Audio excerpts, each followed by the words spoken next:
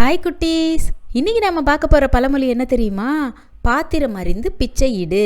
இந்த பழமொழியை கேட்ட உடனே நம்மளுக்கு கொஞ்சம் சந்தேகமாக இருக்குல்ல, என்ன இப்படி ஒரு பழமொழியா? பாத்திரத்தை பொறுத்து எப்படி பிச்சை இடுறது அப்படின்னு சொல்லிட்டு யோசிக்கிறோம்ல. ஆனால் இதோட உண்மையான அர்த்தம் அது இல்லை குட்டீஸ். பிச்சைங்கிற சொல்லுக்கு அந்த காலத்தில் பரிசுன்னு ஒரு பொருள் இருக்குது. ஏன் தெரியுமா? மன்னர்கள் பிச்சையாக போடுற பொருள் தான் புலவர்களுக்கு கிடைத்த பரிசு. அதை வாங்கிறதுக்காக புலவர்கள் மன்னர்களை புகழ்ந்து பாடுவாங்க. எவ்வளவு உயர்வாக புகழ்ந்து பாடுகிறாங்களோ அதுக்கு தகுந்த மாதிரி அவங்களுக்கு பரிசு கிடைக்கும். இப்படி புகழ்ந்து பாடுறது தான் புலவர்களோட திறமையாக கருதுவாங்க.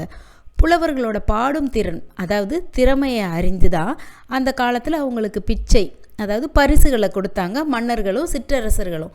இந்த அடிப்படையில் தான் இந்த பழமொழி திறம் அறிந்து, அதாவது பாடும் திறமை அறிந்து பிச்சையிடு அப்படின்னு சொல்லி வந்தது. அது நாளடைவில் பாத்திரம் அறிந்து பிச்சையிடு அப்படிங்கிற மாதிரி மாறிடுச்சு.